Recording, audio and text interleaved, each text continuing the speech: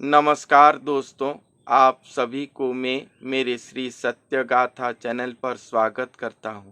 पिछले एपिसोड पर मैंने आप सभी को बताया था कि कल की अवतार लीला पर स्वयं सृष्टिकर्ता भगवान जो नर स्वरूप को धारण करेंगे वो स्वयं नारायण होंगे और वो पुरुष स्वरूप होंगे, मगर अपने अंतरात्मा पर राधा स्वरूप या नारी स्वरूप को धारण करे होंगे, स्वयं सृष्टिकर्ता भगवान को अपने शरीर पर पाने के लिए।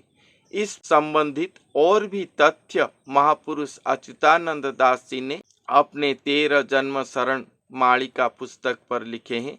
इस पुस्तक के पेज नंबर 60 पर लिखे हैं कि वायुमंडल रे जने देखिबाकू महाव्याधि ग्रासी थिबो, भाविले मुपरा नारी रूप हेबी भक्ते करिबे ठाव। जन समाज के दृष्टि पर ये आएगा कि वायुमंडल पर महाव्याधिमान ग्रास किया होगा या वायु के द्वारा महाव्याधिमान पृथ्वी को ग्रास करता होगा। सारे जन समाज ये देखते होंगे, जो कि अभी सभी देखते हैं। सारा पृथ्वी मंडल का वायु प्रदूषित है, जिसके द्वारा अनेक रोग व्याप्त होता है। सारे जन समाज को, सारे पृथ्वी पर ये दिखाई देता है आजकल के वायु संपूर्ण रोगग्रस्त है। ये जन समाज अभी अनुभव कर चुके हैं। कुछ वर्ष पहले कोरोना आया था, जिस समय वायु के द्वारा ही महाव्याधि सारा पृथ्वी को व्याप्त हो गया। सारे जन समाज ये देखे हैं, इसलिए मास्क आदि व्यवहार किया गया।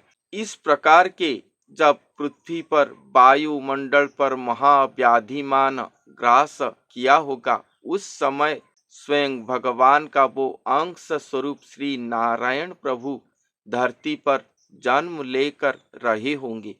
ये तो अभी का समय को ही सूचित करता है। देखते हैं क्या होता है। भाबिले मुपरा नारी रूप है भी, वो महापुरुष या स्वयं नारायण प्रभु भावना पर, अपने भावना पर नारी स्वरूप हुए होंगे। सचमुच में वो नारी स्वरूप नहीं हुए होंगे, उनके भावना पर वो नारी हुए होंगे, अर्थात वो अपने अंतरात्म स्वरूप पर वो नारी हुए होंगे। मुअटई नारी माधव बिहारी रासर सेविका दासी, कथा प्रसंगरे पुरुष होइछि निशा काले व्याधिग्रासी। मुअटई नारी, वो महापुरुष कहते हैं कि मैं ही खुद वो नारी हूँ, माधव बिहारी हूँ, और ये कलयुग पर जो रास लीला होने वाला है, या जो रास नित्य राहस हमेशा शून्य मंडल पर होता है, वो राहस स्थल का मैं ही सेविका हूँ, नित्य दासी हूँ वहाँ पर, और मैं ही खुद इस कलयुग पर आकर मानव शरीर को धारण किया हूँ। कथा प्रसंग रे पुरुष हुई, कथा प्रसंग पर पुरुष स्वरूप में हुआ हूँ, मगर मैं पुरुष नहीं, नारी हूँ। भावना पर अपने नारी स्वरूप को रखा हूँ, या अपने शून्य स्वरूप, अपने आत्म स्वरूप पर मैं नारी होकर रहा हूँ, क्योंकि मुझे स्वयं सृष्टिकर्ता भगवान को ही अपने शरीर पर पाना है। उन्हें, जो निराकार भगवान है, उन्हें साकार स्वरूप करना है। स्वयं सृष्टिकर्ता भगवान कोई नारी के गर्भ से जन्म नहीं ले सकते साधारण मनुष्य की तरह, इसलिए उन्हें एक शरीर को धारण करके अजोनि संभूत प्रक्रिया पर मानव देही करना होगा। ये महाकार्य को अपने सर पर रख के स्वयं नारायण प्रभु जुगलांग स्वरूप होकर, या अर्धनारीश्वर स्वरूप, जो भी आप कहें, होकर वो धरती पर आए होंगे। उनका बाह्य स्वरूप दिखने में पुरुष होगा, मगर अंतरात्मा पर वो नारी स्वरूप या राधा स्वरूप या नित्य राधा स्वरूप हुए होंगे। कथा प्रसंग पर केवल वो पुरुष हैं, मगर अंतरात्मा पर वो नारी हैं। यही बात यहाँ पर कहा गया है। और जन समाज पर जब वायु मंडल पर महाव्याधि ग्रास किया होगा, उसी समय पर ही वो नर शरीर धारण करे होंगे इस धरती पर। निशा काले व्याधिग्रासी, रात्र के समय पर सारे पृथ्वी पर व्याधि ग्रास करता होगा जन समाज को। यही बात यहाँ पर लिखा गया है। दिवसे पुरुष अंग वही थाए, निशा काले नारी हुई। दिवस समय पर या दिन के समय पर वो हर किसी के साथ एक पुरुष की तरह मिलते होंगे, क्योंकि वो दिखने में ही पुरुष होंगे, मगर श्री निराकार भगवान के साथ वो हमेशा नारी स्वरूप होकर रहते होंगे। इसलिए लिखा गया है कि निशा काले नारी हुई, अर्थात जब वो निशा काल पर होंगे या एकांत समय पर होंगे, किसी के साथ भी नहीं रहते होंगे, एकांत पर होंगे, तभी वो स्वयं भगवान के पास एक नारी की तरह रहे होंगे, उनको एक नारी की तरह सेवा करते होंगे। जादव माधव विहार करई, अज्ञानी जानिबे नहीं।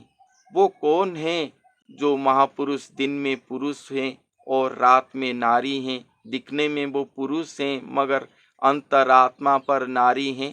वो कौन है? ना वो खुद जादव माधव हैं। द्वापर का वो श्री कृष्ण भगवान हैं, जो कि इस कलियुग पर इस तरह अवतार लिए हैं। अज्ञानी जानिबे नहीं, जो अज्ञानी जन है वो कोई भी ये बात को नहीं जान पाएंगे, ना ही वो महापुरुष को पहचान पाएंगे। उनके पास अगर कोई पहुंच जाए फिर भी उन्हें वो नहीं पहचान पाएंगे कि यही द्वापर का श्री कृष्ण भगवान इस कलियुग पर नर देह धारण करे हैं और स्वयं निराकार भगवान स्वयं सृष्टिकर्ता को अपने शरीर पर पाने के लिए स्वयं नित्य राधा स्वरूप हुए हैं अपने अंतरात्मा पर। ये महातत्व है, ये कलियुग की रसामृत है। इसे सभी लोग, सभी जन ग्रहण नहीं कर पाएंगे।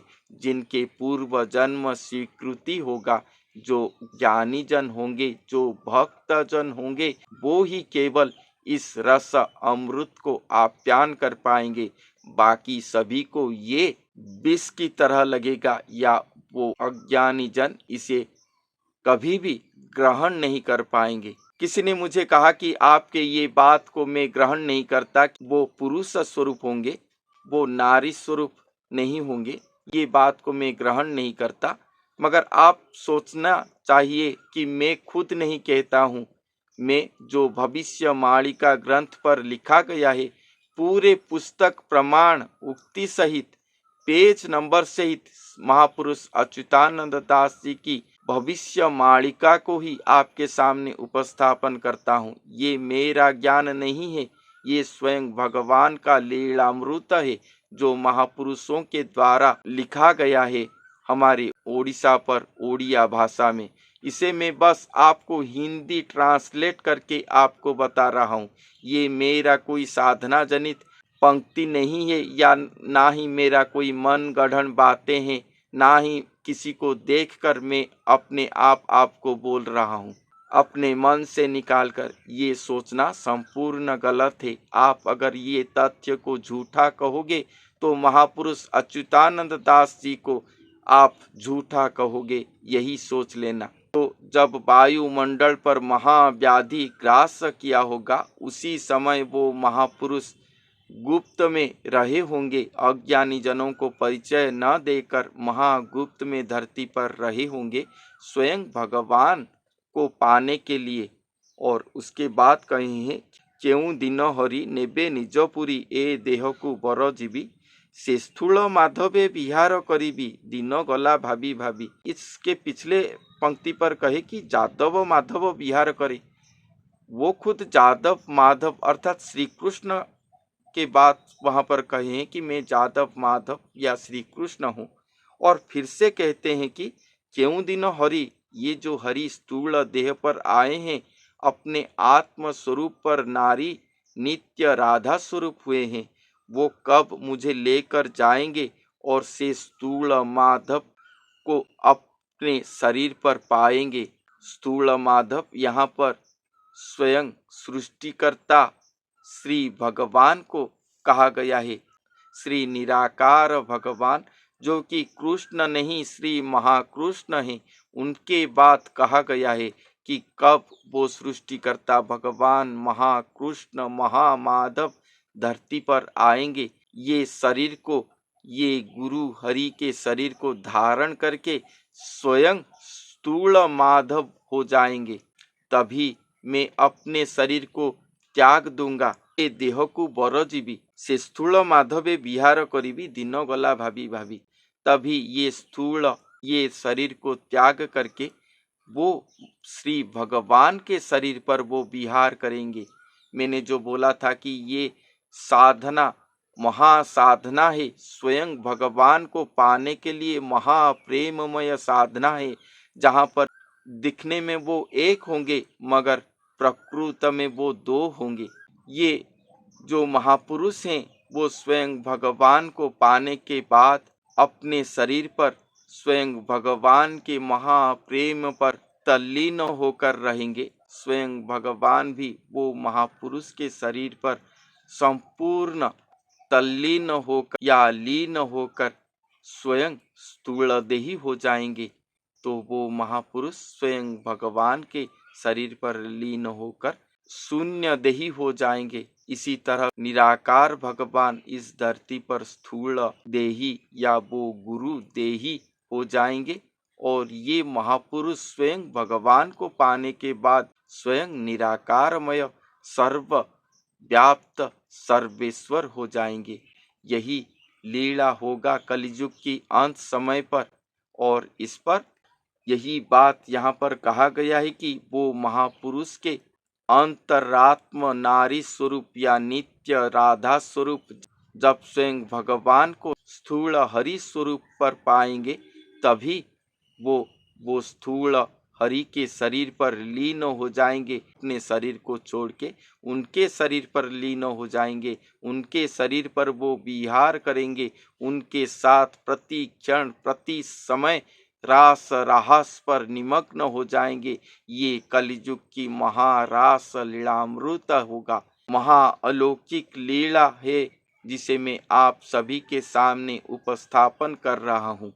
ये दिन को सोचते सोचते वो महापुरुष या श्री नारायण प्रभु अपने समय को अतिबाहित करते होंगे। तो इसके बाद और क्या लिखा गया है इस पुस्तक पर, और भी चमत्कृत बातें इसके बाद और क्या लिखा गया है, कैसे वो अपेक्षा करे होंगे स्वयं भगवान को, कितने जन्म वो लिए होंगे स्वयं भगवान को पाने के लिए, स्वयं भगवान को पाने के बाद स्वयं भगवान के साथ वो कैसे रहेंगे, ये सभी बातें मैं नेक्स्ट एपिसोड पर आपको बताऊंगा। तो और एक बात मेरी ओर से, मैंने मेरे फास्ट यूट्यूब पेमेंट वीडियो पर एक बात आप सभी को बताया था कि मेरे गुरु आश्रम की अवस्था बहुत शोचनीय है। यहाँ पर आने के लिए रास्ता नहीं है और बारिश के समय यहाँ पर पानी आ जाता है।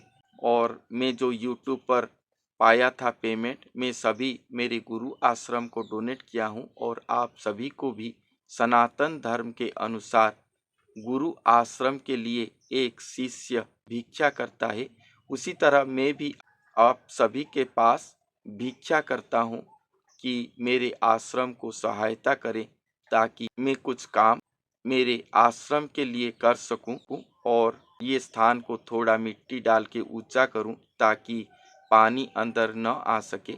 मेरे आश्रम कोई पक्का घर नहीं है, संपूर्ण पर्ण कुटीर आश्रम है। ये मेरे गुरुजी का आश्रम है। मेरे गुरुजी से ही मैं सभी ज्ञान को इसी आश्रम से पाया हूँ और इसी आश्रम के लिए ही मैं आप सभी को भिक्षा करता हूँ।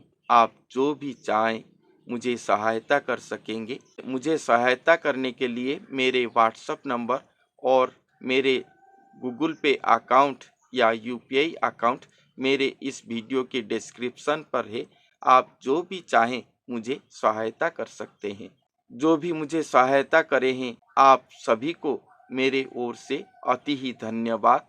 मगर मुझे और भी अधिक मात्रा पर धन की आवश्यकता है। गुरु आश्रम के लिए ये मेरा सतचेष्टा रहेगा हमेशा। तो आप जो भी सज्जन मुझे सहायता करना चाहते हैं, आप में इस वीडियो के डिस्क्रिप्शन पर जाकर मुझे सहाय कर सकते हैं। तो आज के लिए इतना ही, फिर मिलते हैं अगले वीडियो पर। तब तक के लिए धन्यवाद।